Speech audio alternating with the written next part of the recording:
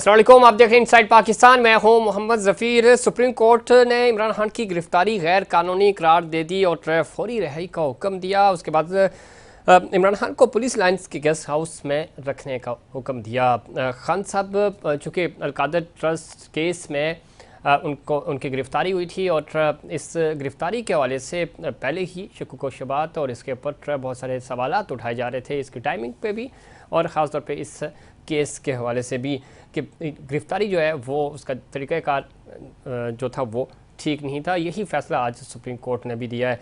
अब मौजूदा हालात में आज जब खान साहब को पेश किया गया और उसके बाद फौरी ही तकरीबन को 3 से 4 मिनट की ये समाअत हुई और उसके दौरान चीफ जस्टिस ने इस्लामाबाद हाई कोर्ट के इस फ़ैसले को कालअदम करार दिया और फौरी रिहाई का हुक्म दिया। अब देखना यह है कि इस पूरे मामले में आगे पेशरफ्त कैसे होती है। कल ज़ाहिर है इस केस के हवाले से 11 बजे समाअत होगी। खान साहब को अब पेश होना है supreme court Islamabad high court के सामने और हाई कोर्ट क्या फ़ैसला करेगा ये देखना है। आज चीफ जस्टिस उमर बदियाल ने कहा, आपको देखकर खुशी हुई, आपकी गिरफ्तारी के बाद मुल्क में तशद्दुद के वाक़यात हो रहे हैं, मुल्क में अमन चाहते हैं और साथ ही साथ उन्होंने कहा कि हर सियासतदान की ज़िम्मेदारी है कि अमन अमान को यकीनी बनाए, अमन होगा तो तब ही रियासत चलेगी।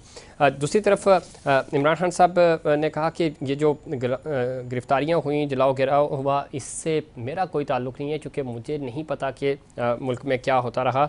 अपनी 27 साल की जद्दोजहद में कारकुनों को पुरअमन रहने का पैगाम दिया। मुल्क में कोई नुकसान चाहते हैं ना ही इंतशार, हम सिर्फ इलेक्शन चाहते हैं। और खान साहब ने अपने जो फॉलोअर्स हैं उनको और जो उनके कारकुनान हैं उनको भी कहा है कि आप पुरअमन एहतजाज करें। पाकिस्तान तहरीक इंसाफ की तरफ से कहा गया कि जब तक खान साहब रिहा नहीं हो जाते पुरअमन एहतजाज जारी रहेगा।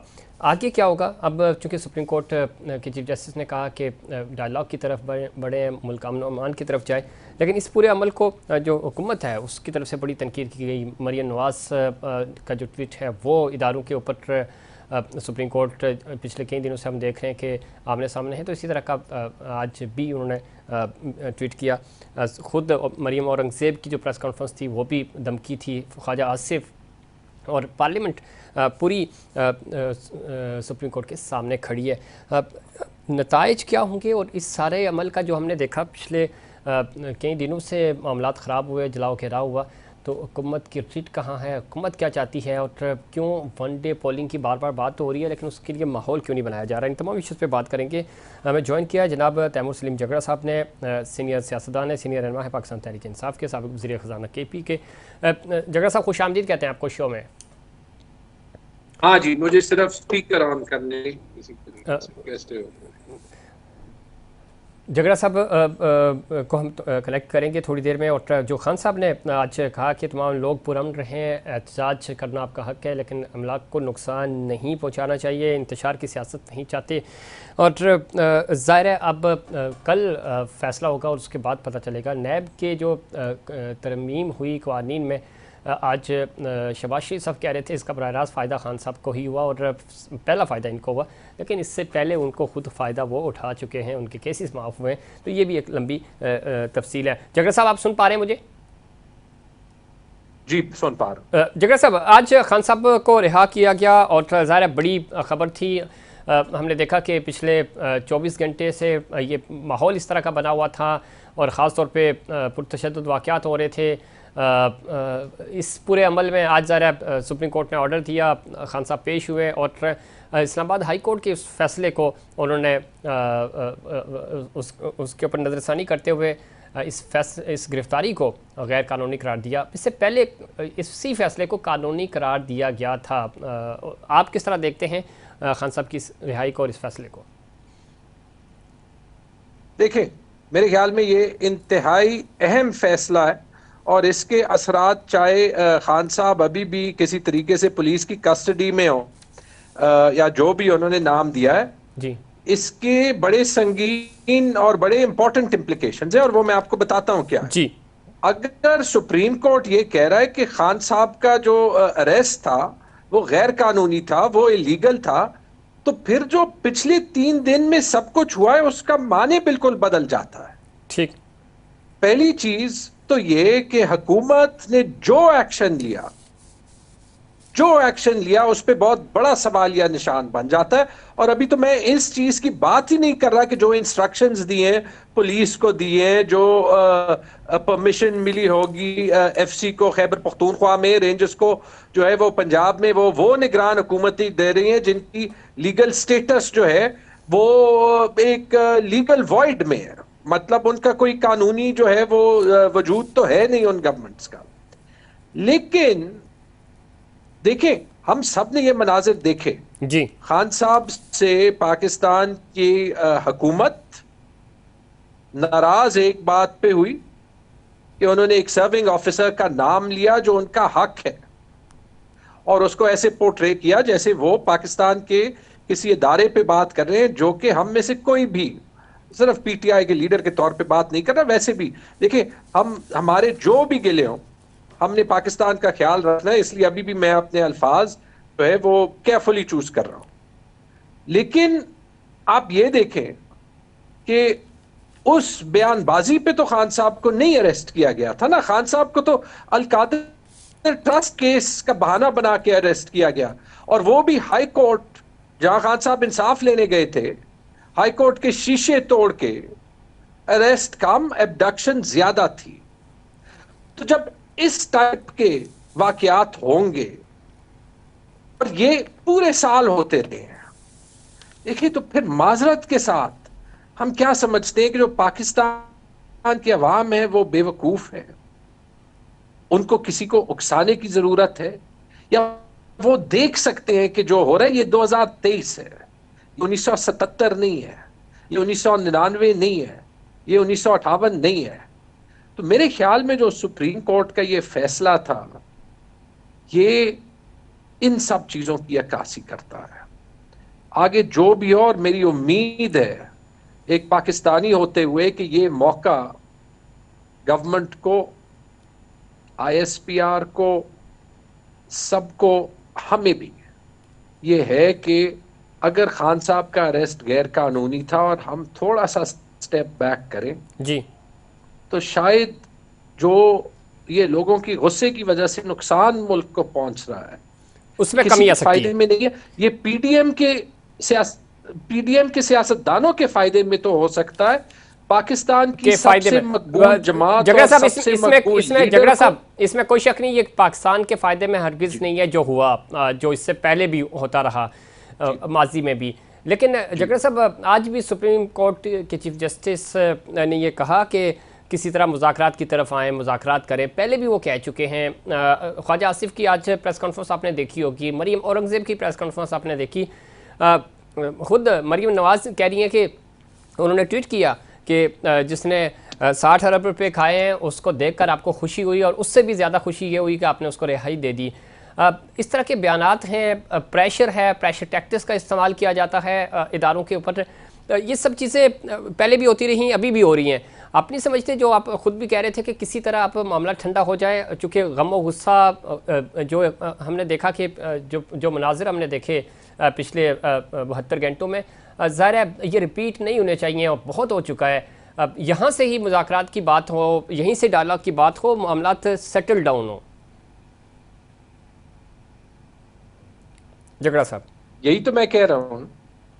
मैंने आवाज आ रही है जी? जी जी आ रही है। तो कोई उम्मीद नज़र आ रही है, आपको लगता है कि कूल डाउन होगा? चूँकि हुकूमत तो नहीं चाह रही है, हुकूमत चाहती तो ये मामला इस हद तक ना जाता। यार, जी जी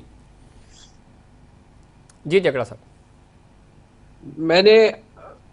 मैंने आपको यही कहा ना कि अगर किसी एक ग्रुप को फायदा हो सकता है, पाकिस्तान की सबसे बड़ी जमात, पाकिस्तान के सबसे बड़े मकबूल लीडर और पाकिस्तान के इदारों को और पाकिस्तान के लोगों को आमने सामने करने के लिए, वो आई एम सॉरी, वो पीडीएम के उन सियासतदानों को तो हो सकता है जिनके लिए सियासत एक खेल है। ये पाकिस्तान के लिए अच्छा नहीं है। उम्मीद का मुझे नहीं पता, देखें जो पिछले चंद दिनों में, हफ्तों में हुआ है, बंदा दुआई कर सकता है कि ये ठीक। कूल डाउन हो। अब और कल अगर ये सारा कुछ शुरू हुआ था जी झगड़ा साहब, कल सारा अगर कुछ शुरू हुआ था, इस्लामाबाद याद हाई रखें, कोर्ट से फैसला अगर इसके बरक्स आता याद है। रख जी जी झगड़ा साहब कंटिन्यू कीजिए। फैसला बरअक्स आई होप कहना चाहता हूं कि बिगर पिक्चर प्लीज ना भूलिए। बिगर पिक्चर ना प्रोटेस्ट से, बिगर पिक्चर जो है वो ना जो नुकसान इमारतों का हुआ है जो जाने गई हैं। कल सिर्फ पेशावर में जी बिल्कुल। 4 बेकसूर प्रोटेस्टर्स मारे गए हैं। 90 लोग जो है वो, इस पे आपको पता है मीडिया को तकरीबन बात करने ही नहीं दिया जाता, ठीक है। लेकिन मैं ये जरूर कहना चाहता हूं कि बिगर पिक्चर जो है ना, जी जहां से ये सब कुछ शुरू हुआ है, वो ये है कि जब रजीम चेंज ऑपरेशन गलत निकला, जी इकॉनमी ना संभली, लोग इमरान खान के पीछे खड़े हुए। फिर जो पाकिस्तान की एक तारीख है कि जो सियासतदान हुकूमत से बाहर निकला जाता है तो उसको ये हक नहीं दिया जाता कि वो जो है वो अपने डेमोक्रेटिक राइट्स को इस्तेमाल करे।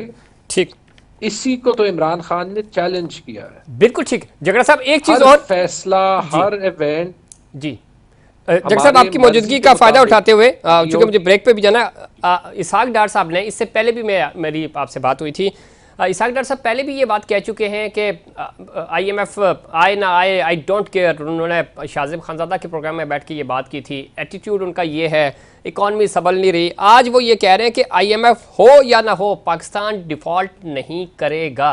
ये किस तरह का एग्रेशन है? आप एक इदारे के साथ ज़रा डील करने जा रहे हैं, आप खुद इकॉनमी को समझते हैं, इस एटीट्यूड के साथ तो आप आगे नहीं बढ़ सकते। तो ये खुद इन हालात को दावत दे रहे हैं कि ठीक है IMF नाराज़ होता है तो होता रहे, वर्ल्ड बैंक नाराज़ होता है तो होता रहे। आजकल जो PTI अवाम की तो फेवरेट जमात है और शायद तारीखी तौर पे फेवरेट जमात है, लेकिन शायद हुकूमती सर्कल्स में जी या पावर कॉरिडोर्स में फेवरेट जमात नहीं है। तो शायद हमारे हर काम पे फोकस जो है वो ज्यादा होता है और उसको उसकी गलत अक्कासी करने में। लेकिन एक बात नोट करें कि चाहे वो पेट्रोल की कीमत हो, चाहे वो डॉलर हो जो आज 300 रुपए टच कर गया, चाहे वो IMF की डील हो, जी PTI के किसी इकोनॉमिक टीम के लीडर ने इकोनॉमी पे उस टाइप की सियासत नहीं की होगी जो PDM और PMLN के बिलखुसूस तकरीबन सारे लीडर करते थे कि 1-1 रुपए के पेट्रोल के इंक्रीज पे जो मगरमच्छ के आंसू जो है वो रोते थे। मैं क्यों चाहूंगा या मैं क्यों कहूँ, अल्लाह करे कि साग डार ठीक कह रहे हैं कि डिफॉल्ट ना हो, लेकिन 2 चीजें मैं कहूंगा। IMF के साथ और बैनुल अक़वामी इदारों के साथ एक साफ, शफाफ और दयानतदारी पे एंगेजमेंट करना, ये इसके अलावा पाकिस्तान के पास ऑप्शन नहीं है। ठीक, लेकिन जगत साहब हम भी यही कहेंगे, चेहरे, लेकिन ये जो रवैया है। मैं एक और चीज जी कहना प्लीज। चाहता हूं। हाँ, मैं यही कह रहा हूं। एक ये, और दूसरी चीज ये कि देखें, बहुत पहले ये क्लियर था रजीम चेंज ऑपरेशन के बाद कि हुकूमत जायज हो ना जायज हो, ये 5वीं साल की हुकूमत इन माशी मसलों का हल नहीं कर सकती। इसलिए इलेक्शन के अलावा पाकिस्तान की मईशत को संभालने का और उसके साथ पॉलिटिकल इस्तेहकाम का और पाकिस्तान की सिक्योरिटी का, क्योंकि वो सिक्योरिटी का इस्तेहकाम हमारे इकोनॉमिक हालात से ही जुड़ा हुआ है। जी बिल्कुल। इसके अलावा कोई इलाज नहीं था। तो जो इसहाक डार का ब्रावेडो है ना, जो उसका ये ब्लस्टर है, जो उसकी ये जो है वो फेक बहादुरी है, इसने पिछले 6 महीनों में तो पाकिस्तान को बहुत नुकसान दिया है। पाकिस्तान की सियासत की हर इंपॉर्टेंट कुर्सी पे है, चाहे वो कुर्सी पे फॉर्मली हो या इनफॉर्मली हो, क्योंकि याद रखें कि प्राइम मिनिस्टर जाते भी हैं तो एक मुजरिम से एडवाइस लेने जाते हैं और यहां पे खान साहब को गलत गिरफ्तार किया जाता है, जिसकी वजह से पाकिस्तान के यूनिफॉर्म्ड फोर्सेस को पाकिस्तान के अवाम के खिलाफ किया जाता है।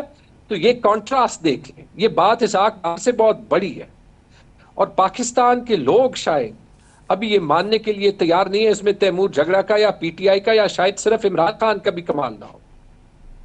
यहाँ से हमने वापस जाना है और ये मुल्क बनाना है। ये मुल्क हम सबसे ज़्यादा ज़रूरी है। बिल्कुल, ये मुल्क हम सबसे ज़्यादा ज़रूरी है और मुल्क के लिए ज़रूरी ये है कि आप संजीदगी से ज़ाहिर है वज़ीर ख़जाना होते हुए आप इस तरह का एग्रेशन नहीं शो कर सकते और पाकिस्तान आपकी तरजीहात में होना चाहिए। बहुत शुक्रिया जनाब तैमूर सलीम जगड़ा साहब, साबिक सूबाई वज़ीर KP के से बात कर रहे थे। और इसमें कोई शक नहीं, जो एक रवैया अपनाया जाता है ख़ास तौर पर इसहाक़ डार साहब की तरफ से, और इस एटीट्यूड की वजह से भी बहुत ज़्यादा नुकसान होता है। और जब आप पाकिस्तान की नुमाइंदगी कर रहे होते हैं, इतनी की पोस्ट है आपकी, और यहाँ पे इस तरह के मामलात माली तौर पे बहरान का शिकार हों और आप इस तरह के एग्रेशन शो करते हैं। IMF हो, हम चाहते हैं कि IMF के मोहताज ना हो, लेकिन जब आप डील कर रहे हैं, जब आप मोहताज हैं उसके, तो आपको उसी हिसाब से बात करनी होती है, चीज़ों को लेकर चलना होता है। इस पर मज़ीद बात करेंगे, लेकिन उससे पहले कमर्शियल ब्रेक।